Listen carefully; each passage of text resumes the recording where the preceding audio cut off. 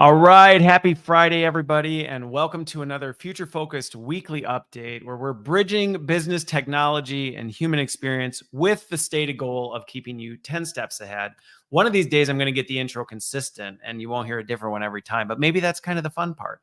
I'm looking forward to this week's, as I always do. This is honestly one of the highlights of my weeks. So hopefully for those of you who listen, watch, however you're consuming it, you find this helpful. If you do, please like, share, tell a friend, give it a rating, all those fun things. And if this is your first, hey, share some feedback because I do these for the benefit of those who are listening and watching. And I love to hear from folks what works, what doesn't, what I can do to continually improve in the spirit of continuous improvement. As I usually do, I've got 5 on the rundown today. We'll see if I get to all 5, but I figure why not? And with that, let's just jump straight into it. So if you have not been paying attention to AI, which if you're listening to my podcast, you probably do, but you might have missed this. OpenAI has been talking about their advanced voice mode for a while, which what this is, it's new in the sense that the capability is new. Being able to talk to your generative AI tool versus just type isn't new, but this new advanced voice mode is. And it's been in the works. It's been in beta. I've had a chance to play around with it in beta a little bit. Now it's officially out there and they're starting to roll this out.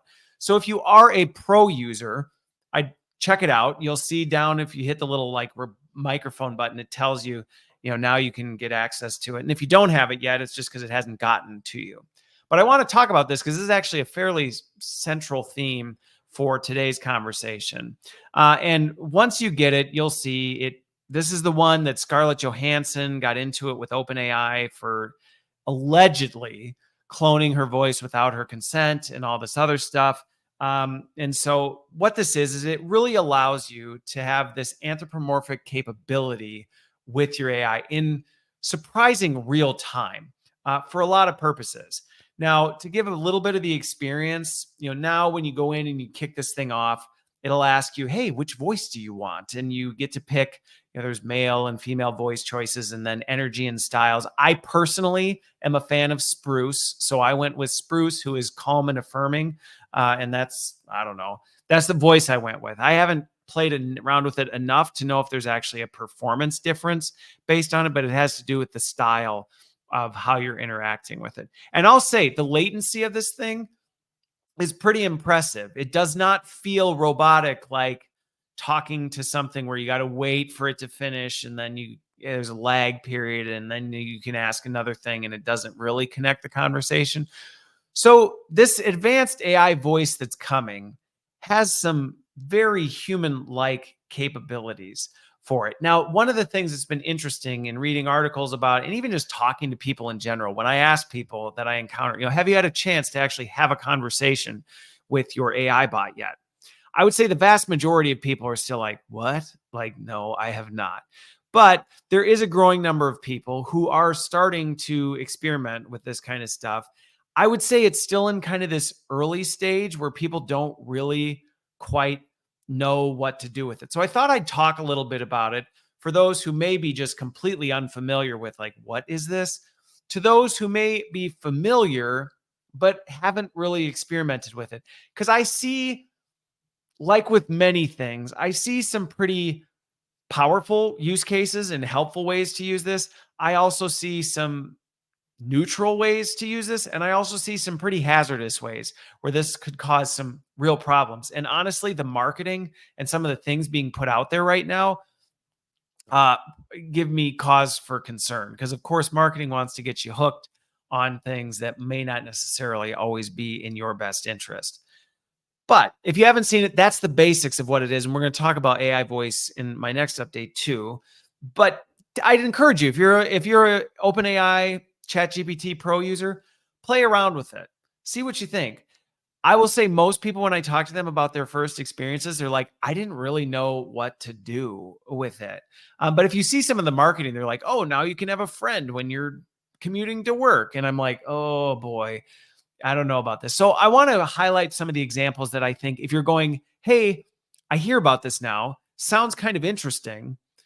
Christopher, I don't want to use it for something that may cause problems for me, but I do want to experiment with it. I figured I'd give some use cases and things that I can think can be really productive things for people where I don't see necessarily negative consequences unless you develop an emotional attachment to spruce and suddenly that goes sideways for you. But I think one of the biggest ones is human simulation. Now, not human replacement, but truly where you go, I need to practice something with a human like being that isn't really a human before I do this. And you may go, when do I really need to do this? But as somebody who is in lots of conversations related to job activity, interviewing is a really, really great use case for this. If you're somebody who gets uncomfortable with interviewing or even small talk, this is an actual really powerful tool for that because it will take down your defenses of, oh, this is socially awkward, because it's socially awkward to do it in real time in a live situation. If you walk into an interview, that's a high stress situation. You walk up to a random stranger on the street and try and drum up small talk, or at a conference or whatever. That's an uncomfortable, high pressure situation. Doing that with Spruce, your AI bot, no consequences whatsoever. And I actually think I would encourage people to try something like this, but you have to do it the right way. And I think this is the part that will be helpful for folks if you're considering this is, let's say you want to practice for an interview, or let's say you want to practice small talk because you know you're going to an event and this isn't necessarily your comfort zone. And so you want to practice it. Let's run through those use cases, and hopefully then somebody can say, hey, I tried it and it actually really helped. Because I can tell you, I find this stuff helpful. But let's say you've got an interview. The thing is, you don't just want to open Spruce and just start talking to it because it's not going to have any context. You got to remember, AI is not some all-knowing, all-powerful being. It doesn't know what's going on. You have to set context. So if you're going to do something like this, you need to tell it what you're about to embark on and the role you want it to play. Because if you don't, it's not going to have context. So in this hypothetical situation, if you want to practice for a job interview, when you open advanced voice mode, you would need to say, hey, here's what I'm looking to do. Here's the role I would like you to play. Here's kind of the environment. I'm planning on interviewing for this company for this role. This is the kind of thing. I'd like you to play the role of this person who would be interviewing me. And then I'd like to practice what that interview could go like. And they will confirm back with you, what you're doing and all this stuff. And then you have to kind of trigger it. And then you also, I would encourage you to say, when we're done, I'd like to end the simulation and then discuss with you some feedback and things like that along the way. So basically, you need to think this through. You can't just be like, all right. And I'm telling you, if you just pick up your phone and just start talking to Spruce and pretend you're interviewing, you're going to send me a message and go, Christopher, that was a dumpster fire. That was not helpful at all. And it's because you didn't set it up. So make sure you think through this a little bit before you do it. Don't just open your app and start going. Think through, what is the environment? What is the context in which I'm doing this? Why? What am I hoping to get out of this? What kinds of things am I looking for? Or are there any specific, if there's specific interview questions, you want to make sure that they practice with you. Make sure you say those things. If there's things you're uncomfortable with, make sure you let it know, like, hey, I really want to practice this. You have to set this up. And I think this is where, when I talk to some people who are like, I played around with it, I didn't really get much value out of it. I think this is the part that they're often missing, because I've toyed with it. And when you do this and say, I want you to take on this persona, this is what I'd like to do. This is how I'd like it to go. This is about the length that I want this to go. And then when we're done, I want you to do this, and I want to engage in a feedback session. It's extremely powerful. Now, here's where people may listen to this and freak out. Am I suggesting you never have a need to engage with a human being in practicing for this stuff? No, not at all. I think in many ways, you still need that, because there is a different dynamic when it comes to interacting with a real human being. Because I can tell you, in this voice simulator, you're not going to end up striking a unique conversation about your favorite place to go get drinks, or that's not going to go there. And I think that is an important part of human experience. So you need to be very focused, which is what AI is really good for. You have a focused task, a focused activity that you want support on. There you go. But I would encourage you to do this. I've had other people who have told me it's really great for language practice. Again, another good thing, but you got to make sure you set up context. So if you're planning on engaging with your advanced voice mode and you're like, hey, I'm practicing having a conversation in Spanish, and because I'm traveling to XYZ country, so please, I'm also looking for you to look, do I have the right lingo? Am I using the right accent? Things like that. I'd like feedback on that. Set it up before you engage in the conversation. But once you start thinking this way, you will start to unlock like, oh, okay, now I can see where this could be really helpful.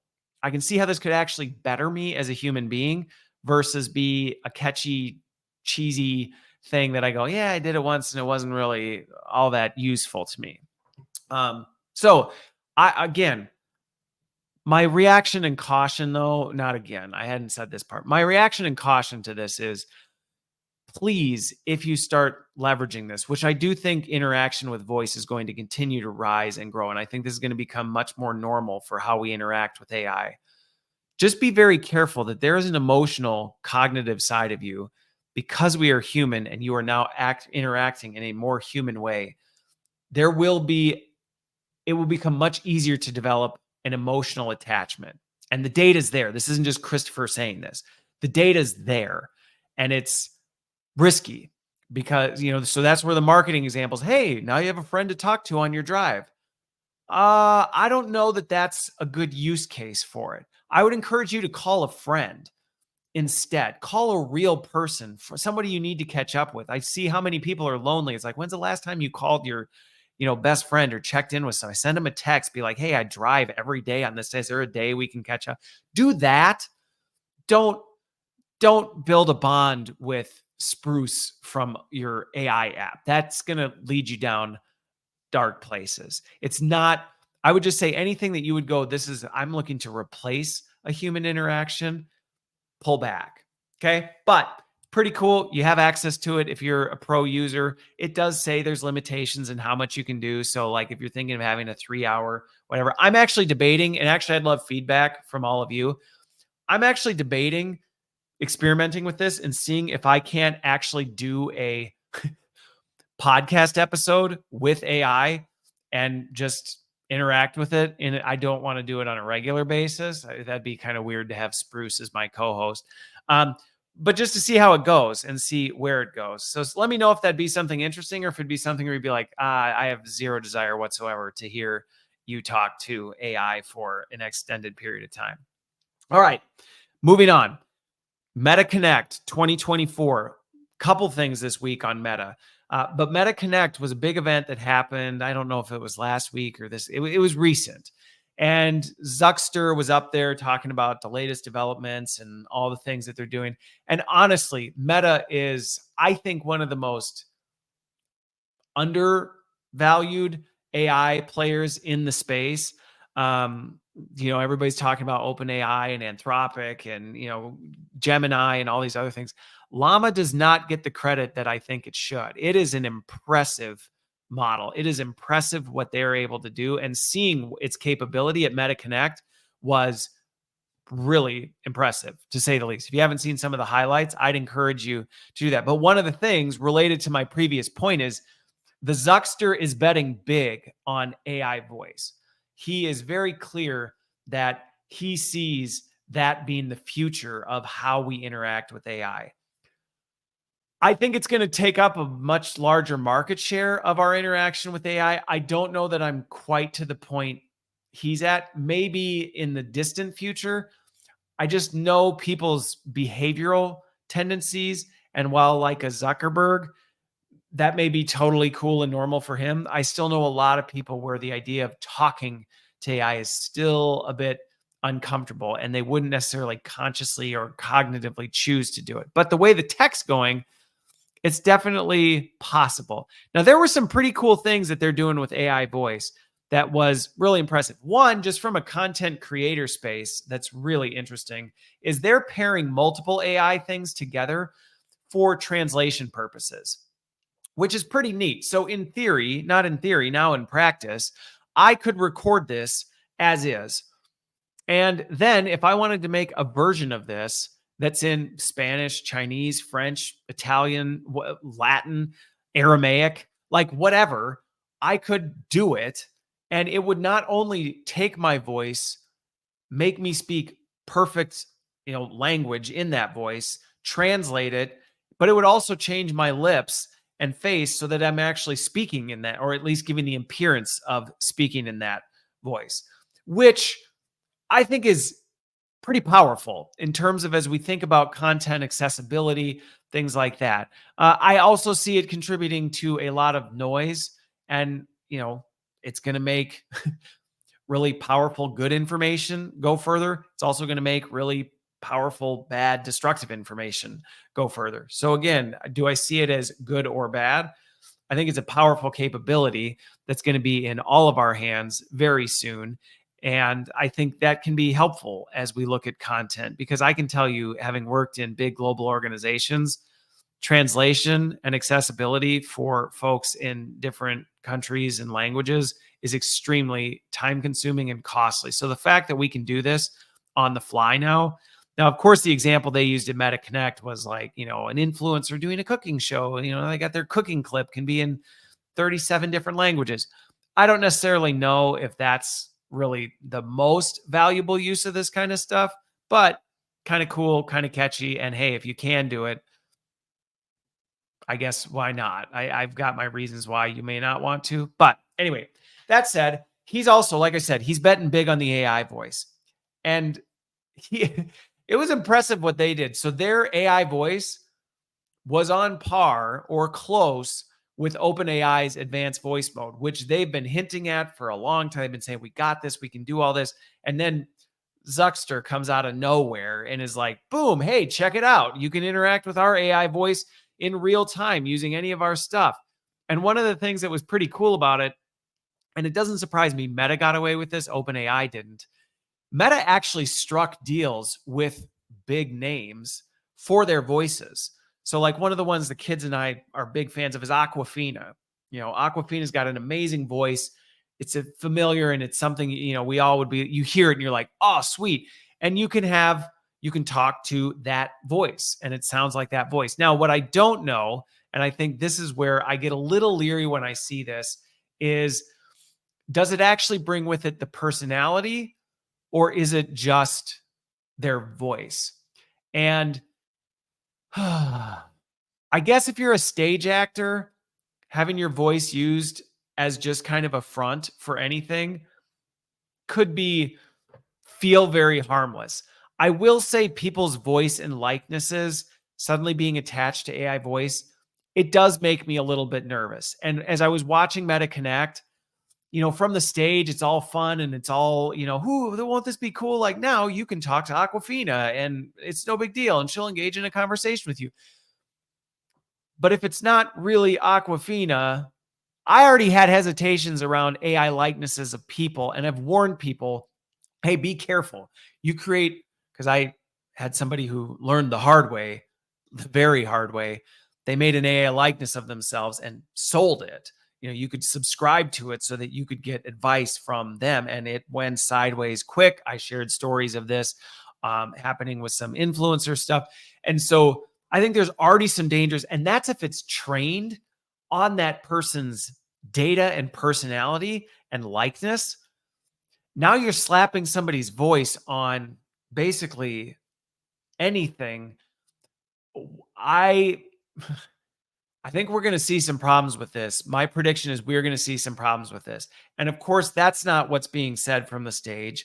Probably for the same reason when Facebook launched, the like button was seen as this universally positive thing. Isn't it going to be great now when you share content, people can like it? Come to find out decades later, it's leading to depression and social anxiety and all these other things like, oh, wow, we never considered that. So as I was watching this AI voice of look at all these people now you can make your AI become, it's all fun and games.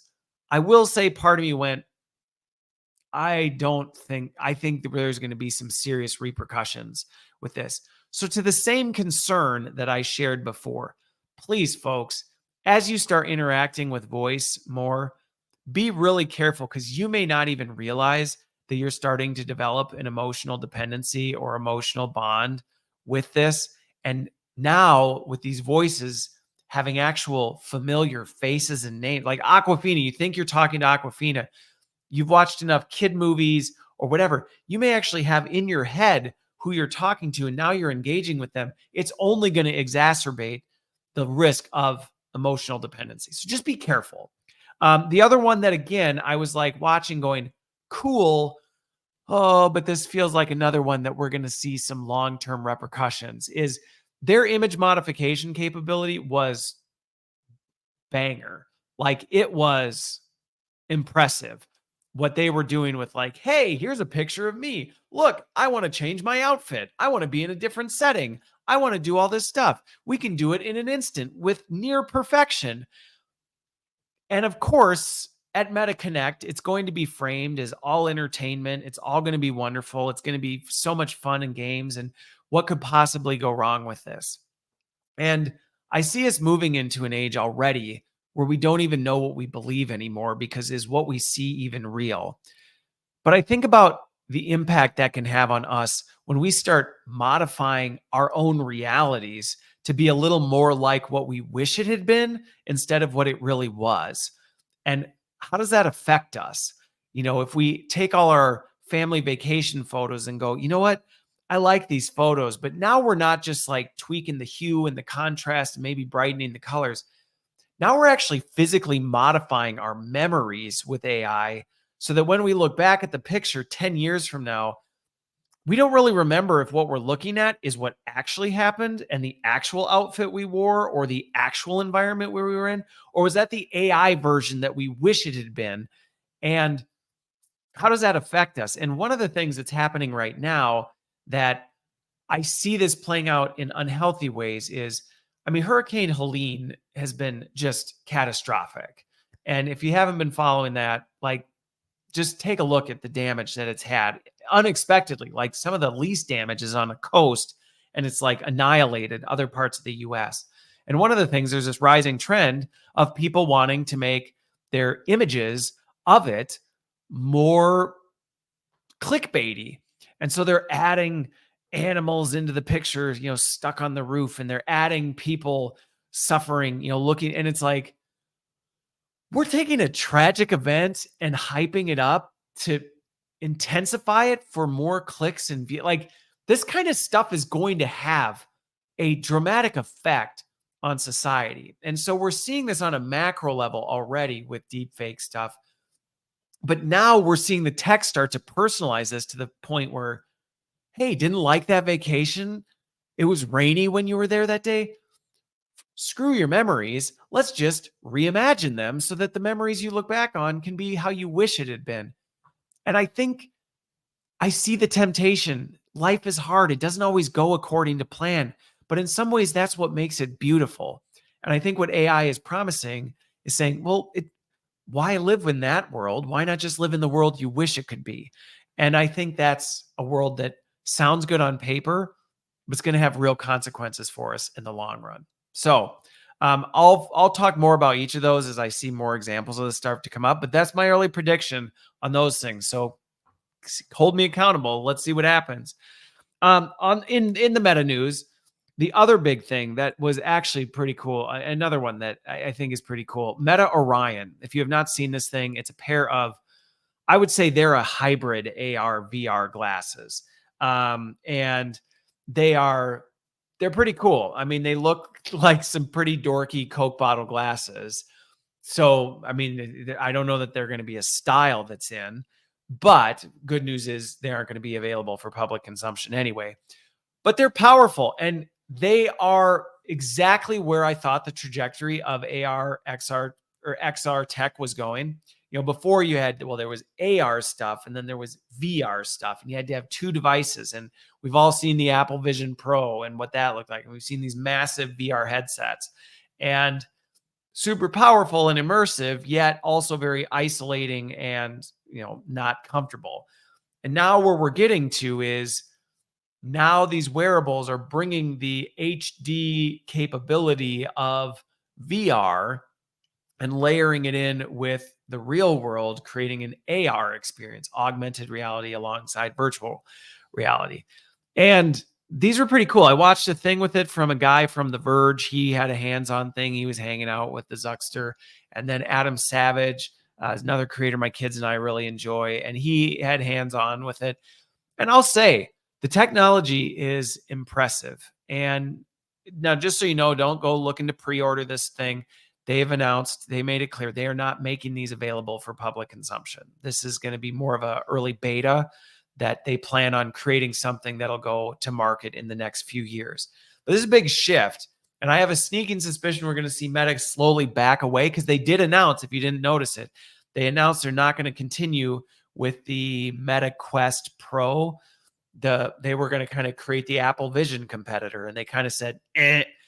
When they came out with Orion, I was like, oh, yeah, because they're going to just skip that whole clunky step and just jump right to this hybrid thing.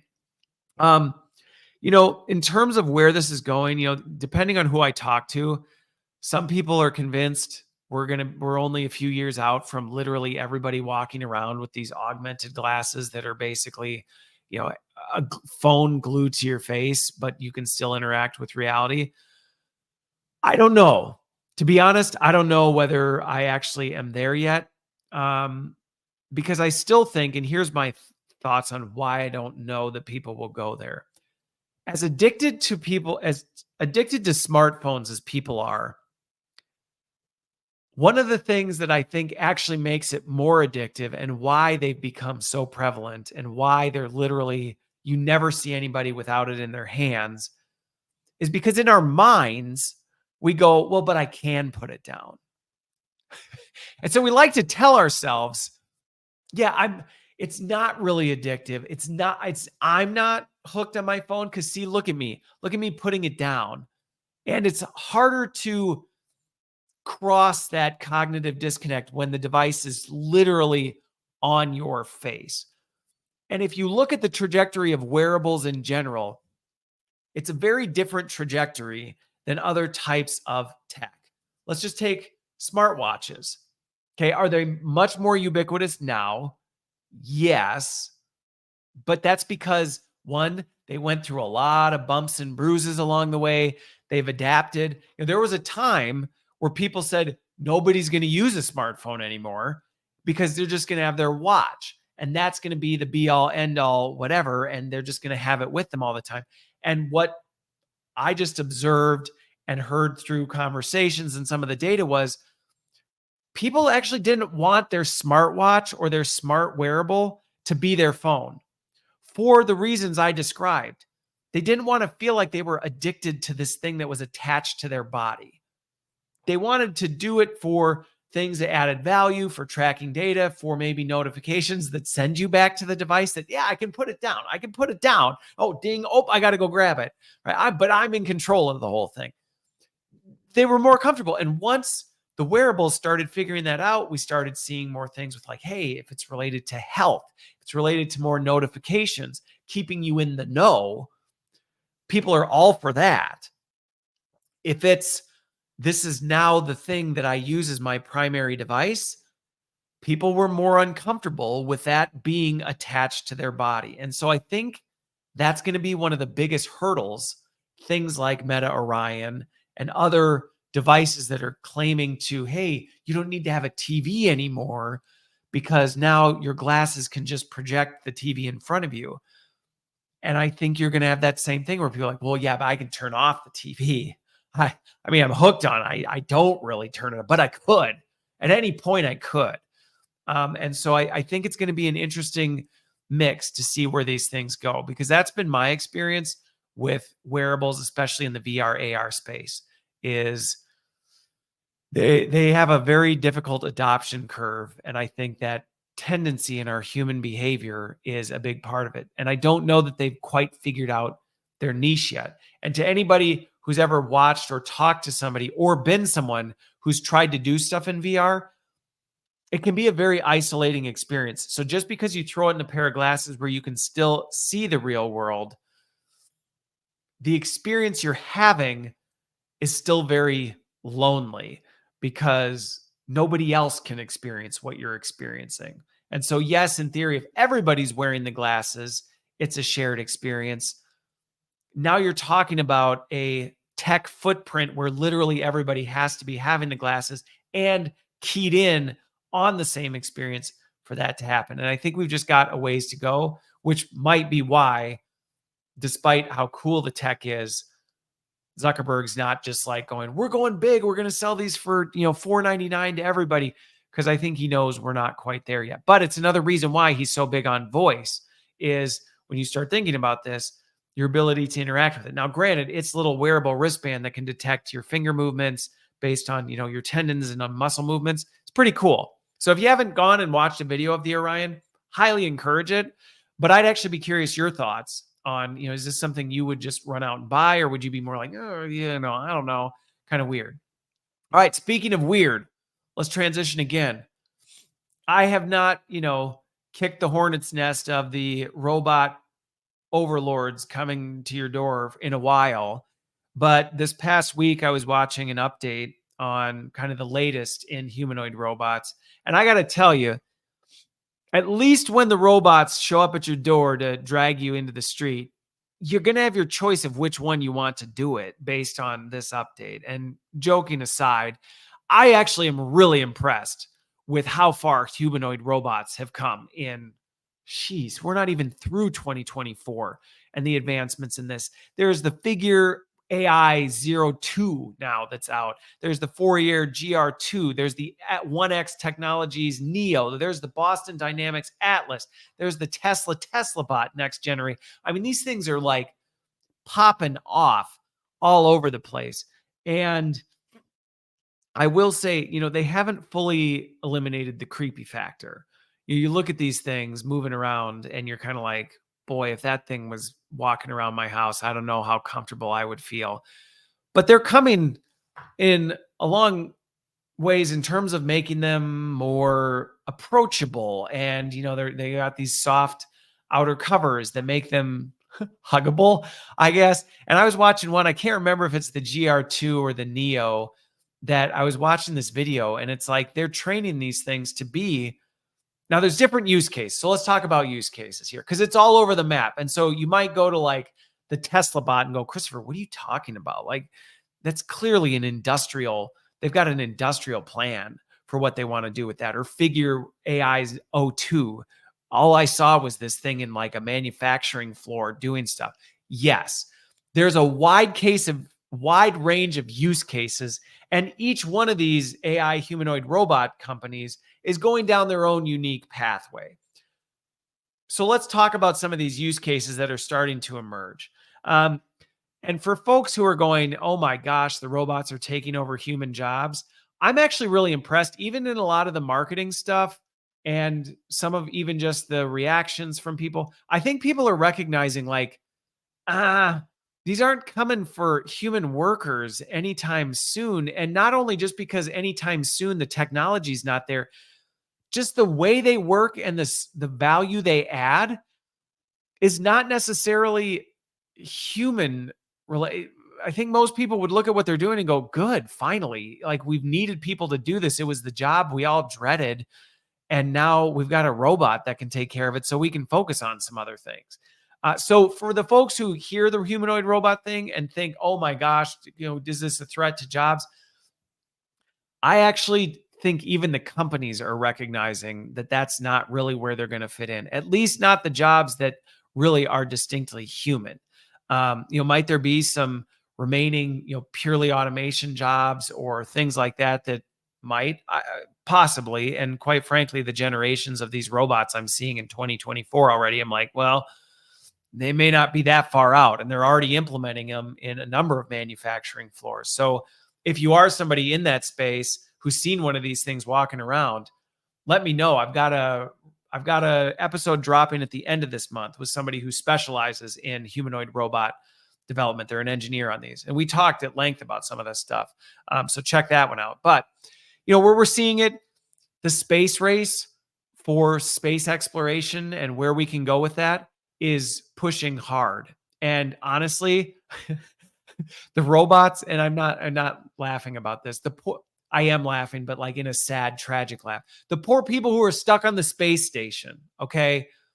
It's a perfect example of why there's really so much potential value in humanoid robots for space exploration and space activity. Because, hey, if somebody's going to get stuck in space, or if a space shuttle is going to blow up in outer space, wouldn't we rather have humanoid robots be on that than human beings? Now, granted, going back to the job loss, might there be some humans who are a little bit unnerved by the fact that robots might be doing some of that work?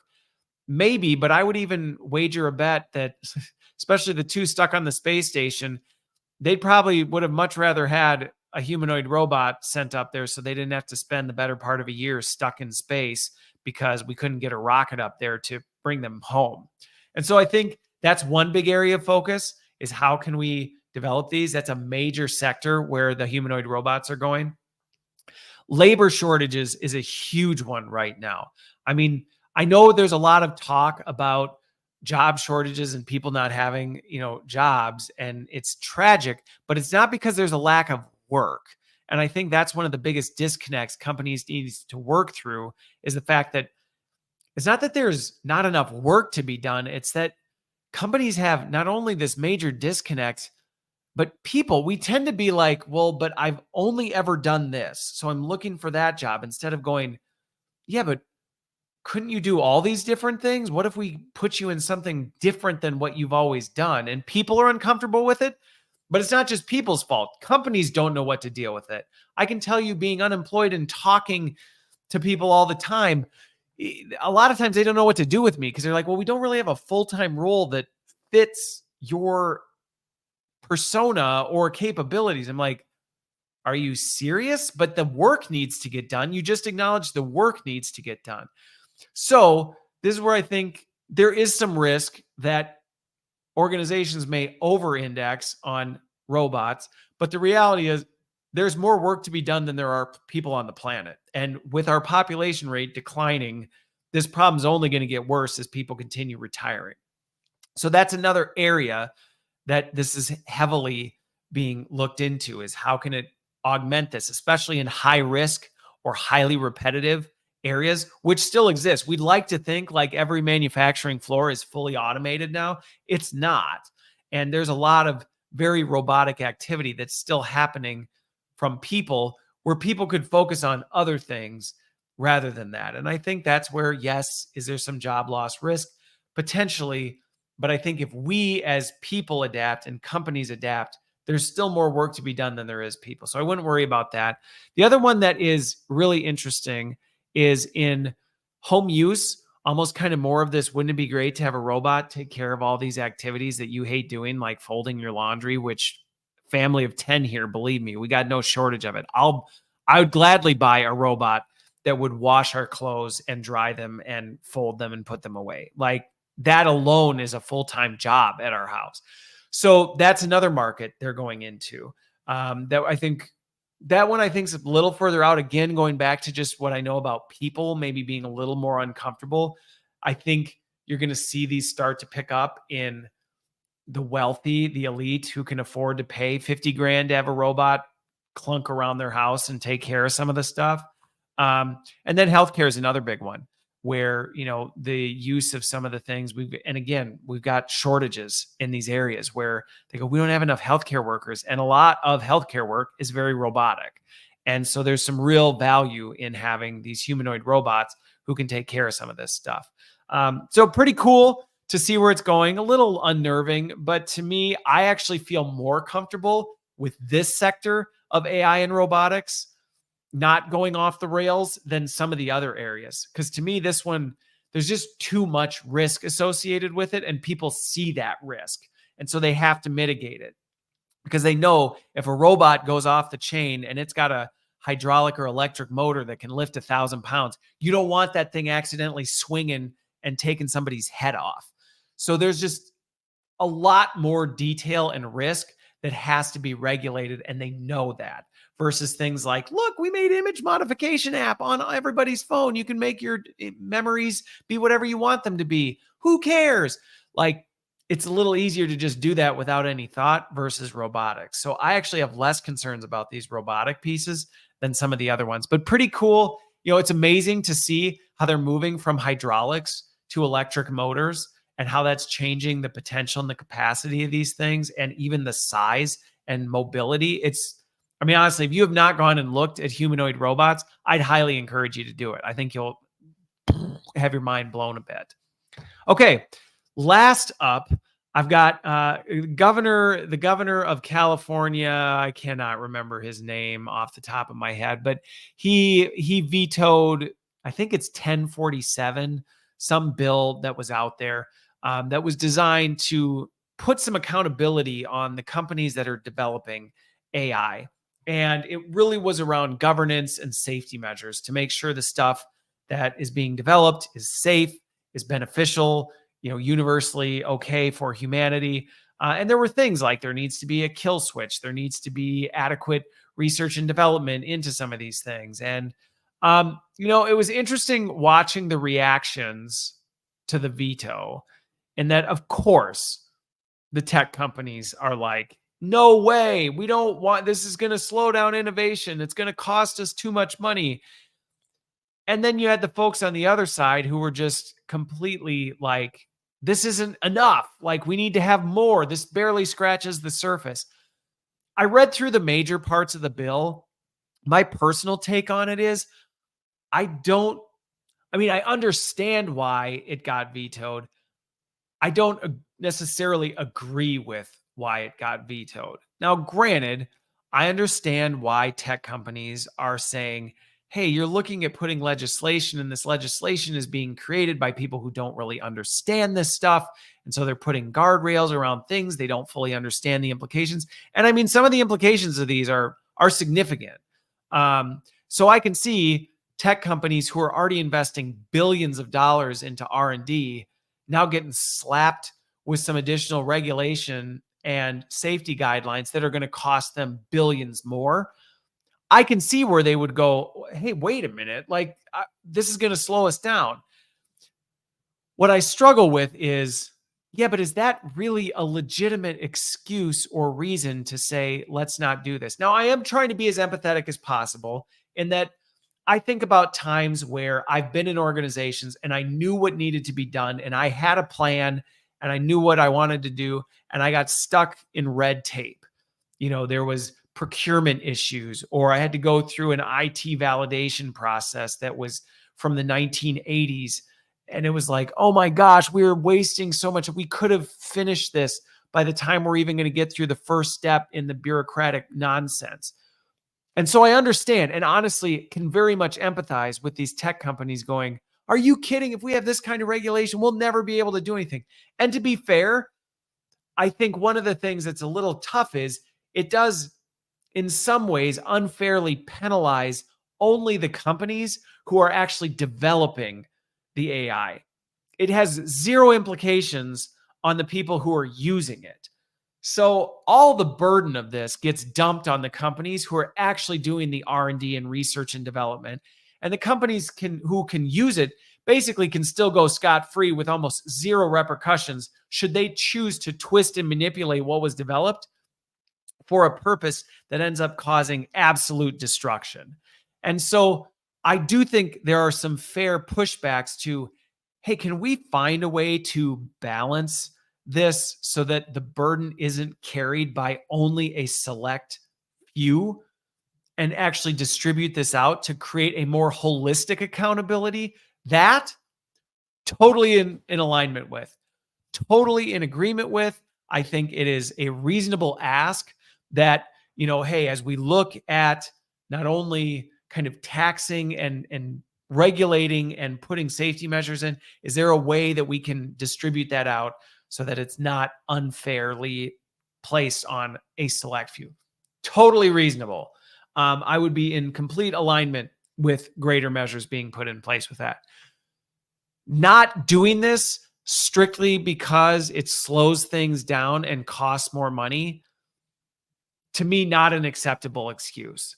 Not an acceptable excuse whatsoever. And that being kind of the main reason this thing got kind of put down, bothers me a bit, because I do look at this and go, do we not, like, have people not yet grasped the power of this thing we've created? And I don't think we have. I really, truly don't think most people understand what we're dealing with and the incredible things, but yet the catastrophic things that can happen if we don't do something to try and regulate and at least put minimum guidelines in place to say, hey, you can't do this. Like, there are certain areas that we just have to. And listen, I know there's going to be people who push back on that. And I've seen it on some of my comments, and I've gotten messages from this before. Well, who decides? Who gets to say that? Honestly, I think this is where we need the most diverse group of people coming together to help define some of this stuff. It shouldn't just be a bunch of bureaucrats who don't fully understand the tech, who are disconnected from many of the implications of this stuff, and aren't involved in the tech companies to know, and who are just influenced by the dollars coming from the tech company for their campaigns. Like, hey, there's too much bias in that. I don't think it should just be the tech companies. They're going to be way too over-indexed on, hey, we need to speed up development. We need to drive down costs. We need to, get this out there as fast as possible. We also don't want it to be decided by just the masses, because I can tell you right now, based on the misunderstandings and just lack of tech acumen for this stuff, we don't want that, because I'm telling you, there are so many incredible, wonderful things that can come from this, that truly, when the tech company goes, hey, you're going to hamstring this, and we may be missing out on cures to diseases. We may be missing out on clean energy. We may be missing out on ways to completely reverse some of the climate issues that we're dealing with right now if we don't move this forward. I think it's being overstated. I think it's being used to try and manipulate and influence people to say, hey, fine, let's just let you do this thing, and not acknowledging the real risk. But they're not wrong when they say that. And so I think if we have people who don't understand all that going, yeah, well, the world would just be better off without AI. I prefer back when we used to do it the good old days. We don't want that. But I think what we need is a healthy distribution of those different groups coming together and going, let's talk through this. But we also need people who are willing to compromise. And I think that's one of the things that watching this has been most frustrating, is that we have this zero-sum attitude when it comes to this stuff. It's like, if I don't get everything I want, then I lost. And so I'm just going to fight for everything I want. And if I can't have that, I am unwilling to move forward. And we see this in politics. We see this in business. We see this in so many things. Instead of saying, yeah, I mean, yes, ideally, of course, do the tech companies want no governance, no regulation, no, taxing on what they're doing? Of course they do. But you can't have companies that go, and until we get that, we're not going to compromise. That's not healthy. We need tech companies who are willing to go, look, we'll take a seat at the table, recognizing that we're going to need to compromise here. And we're willing to meet. But we also need people who don't understand the tech coming in going, I may not understand this, but I'm willing to compromise. I'm willing to bend. And my only outcome is, unless AI's gone and we get rid of it, I'm not even willing to have a conversation. And the same with the bureaucrats. We need the bureaucrats to go, listen, I know how the legal system works. I know how our political system works. And yes, I have an agenda, but I'm willing to work with these other groups on something. And honestly, if we've ever had a need to have people come together for that, this is the time. We've seen society come together for that in rare instances. I think of like nuclear war. Everybody, enemies all aside, kind of came together and went, you know what, we shouldn't do it. Chemical weapons. I mean, there have been times where we've gone, hey, and unfortunately, those are just bad. This one, it's like, it's good and bad. Like, can't we, gosh, we have even more reasons to all hold hands and go, can't we unite around healthy compromise? Like, this could be the best thing that ever happened to society in our lifetimes, or it could end us all. Like, can't we at least agree we probably should work together? But the California bill didn't seem like that's going to happen. So it's going to be interesting to see where regulation goes. And I just really hope we can get some things in place before really, really bad things start happening. And then it's like, well, now it's too late. Like the damage has been done. But time will tell. So with that, I am going to wrap it up. I hope you have found this helpful. I hope you've challenged your thinking. And by all means, reach out. Let me know if there's other things that I can cover, things that come across your desk. I love when I get messages from people going, hey, did you see this? What do you think? But all that, I do this for you. Hopefully you found it helpful. I hope you have a wonderful rest of your Friday, wonderful weekend, and we will see you on the other side.